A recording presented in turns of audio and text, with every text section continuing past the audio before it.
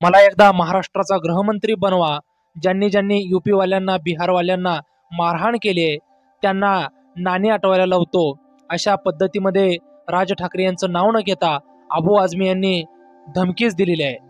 खरं तर काल नवनियुक्त समाजवादी पार्टीच्या खासदारांचा सत्कार सोहळा आणि समाजवादी पार्टीचा मेळावा मुंबईमध्ये पार पडला। त्या मेळाव्याला अखिलेश यादव आणि समाजवादी पक्षाचे उत्तर प्रदेशातील 37 खासदार उपस्थित होते। त्यावेळेस बोलत असताना अबू आझमी नाही त्या गोष्टी बोलून गेला। मुंबईमध्ये राहून सुद्धा अबू आझमी याच्या जिभेला कोणत्याही प्रकारचं कुलूप बसत असताना दिसत नाहीये। तो बोलत असताना असं म्हटला की राज ठाकरे आणि त्यांच्या पक्षाचं नाव घेण्याचं सुद्धा माझी इच्छा नाही, परंतु एक सांगतो की मलाही गृहमंत्री बनवा आणि राज ठाकरे आणि त्याच्या पक्षाच्या कार्यकर्त्याला नाणी आठवायला लावतो, अशा पद्धतीने म्हणत असताना त्यानं अजून एक गोष्ट म्हटली की इथून पुढं उत्तर प्रदेश यूपी वाल्यांना मारहाण होणार नाही। जर कोणी अशा पद्धतीचा प्रयत्न केला तर त्याला तोडीस तोड उत्तर देऊ। कोणी आमचा नाद करण्याचा प्रयत्न करू नये।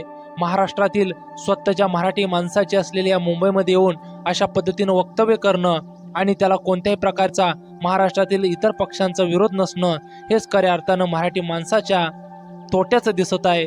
मराठी माणसासाठी, मराठी तरुणांसाठी महाराष्ट्र नवनिर्माण सेना वर्षानुवर्ष लढत असताना आपल्याला दिसते, परंतु त्यासाठी कोणी इतर दुसरा पक्ष पुढाकार घेत असताना दिसत नाहीये।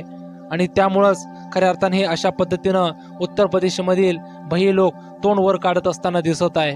आणि त्यामुळंच त्यांनी महाराष्ट्रात राहूनच, मुंबईमध्ये राहूनच सन्माननीय राजसाहेब आणि महाराष्ट्र नवनिर्माण सेनेवरती अशा पद्धतीनं धमकीवाजा इशारा देणं म्हणजे खऱ्या अर्थानं मराठी माणसांसाठीच हा इशारा आहे। मराठी माणसासाठी हा धोक्यांची घंटा आहे।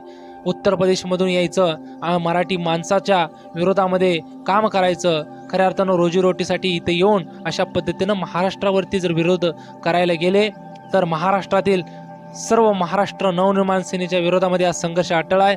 येणाऱ्या काळामध्ये याच्यामधून कोणत्याही प्रकारची दंगल घडली, कोणत्याही प्रकारचं अघटित असं घडलं तर त्याला फक्त आणि फक्त सरकार जबाबदार असेल। कारण महाराष्ट्रासाठी, स्वतःच्या राज्यासाठी, स्वतःच्या भाषेसाठी, स्वतःच्या तरुणांसाठी लढायला गेल्यास अशा पद्धतीनं बाहेरचे आलेले भय्ये लोक, माजलेले लोक टीका करत असतील, धमक्या देत असतील तर खऱ्या अर्थानं महाराष्ट्र नवनिर्माण सेनेला त्याचा जुना मनसे स्टाईल पॅटर्न दाखवण्याची गरज आहे।